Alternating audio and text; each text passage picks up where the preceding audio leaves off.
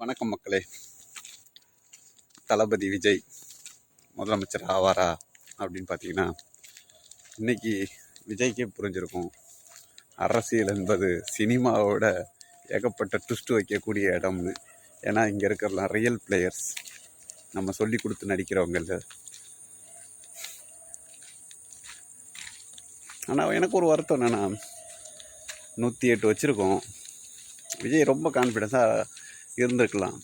போனால் போயிடும், ரீஎலெக்ஷன் போவோம், ஆதரவு கேட்போம், கொடுத்தாங்கன்னா சந்தோஷம், கொடுக்கலையா ரீஎலெக்ஷன் போகிறது. எனக்கு தெரிஞ்சு இப்போவுமே விஜய்க்கு ஒரு பயமும் இல்லை, ரீஎலெக்ஷன் போயிட்டே இருக்கலாம்.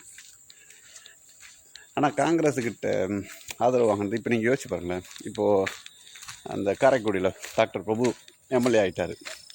அவருக்கு எதிராக அந்த கார்த்தி சிதம்பரம்லாம் என்னென்ன பேசியிருப்பார். ஆனால் இன்றைக்கி பார்த்தா கூட்டணி வச்ச உடனே அவர்கிட்ட பேசுகிற மாதிரி இருக்கும். இந்த நிலையை எதுக்கு கொண்டு வரணும்? அப்போ பாருங்கள், காங்கிரஸ் உள்ளே போன உடனே மார்க்சிஸ்ட் கம்யூனிஸ்ட் கட்சி ஆதரவு கொடுக்கல, இந்திய கம்யூனிஸ்ட் கட்சி யோசிக்கிறேன்ருக்காங்க, விசிகா யோசிக்கிறேன்ருக்காங்க.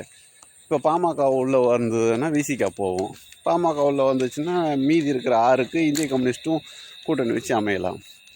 இதில் அதிமுக அவங்கக்கிட்ட ஒரு வேளை ஆதரவு கேட்டிருந்தால் வெளியிலேருந்து ஆதரவு தெரிவிச்சிருப்பாங்கன்னு நான் நினைக்கிறேன்.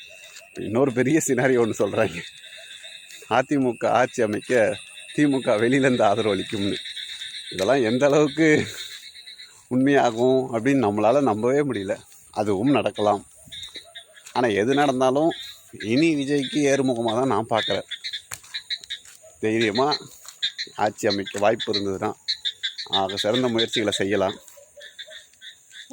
அமையலையா மக்கள்கிட்ட போய் மறுபடியும் நின்னார்னா விஜய்க்கு தான் பெரும்பான்மையான தொகுதிகள் கிடைக்கும், 150 தொகுதி. ஆனால் இப்போவும் சொல்கிறேன், தாவேக்கன்ற ஒரு தனிப்பட்ட கட்சி தனித்து நின்றுச்சுன்னா இன்னும் சந்தோஷம்.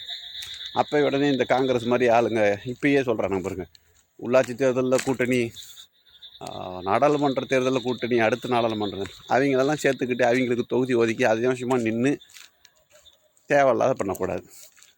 எப்படி முதல் தேர்தலில் தனி பெருங்கட்சியாக தன்னை நம்பி கூட்டிங்கல்ல, இப்போ எனக்கு என்னென்னா நீங்கள் ஒரு வாய்ப்பு கொடுத்தீங்க, எவனுமே நம்பி வரல, அப்புறம் என்ன ஜெயிச்சு நான் ஒரு இதை சொன்னது மட்டும் வரவனை சேர்த்துக்கிறது. அதனால் தைரியமாக போங்க, அதுதான் என்னோட முடிவு. சரி, என்னோட ஒரு தனிப்பட்ட ஒரு ஜனநாயகத்தில் இருக்கிற ஒரு பொதுஜனமாக எனக்கு ஒரு தோன்றது. நீங்கள் என்ன நினைக்கிறீங்க சொல்லுங்கள், பேசுவோம்.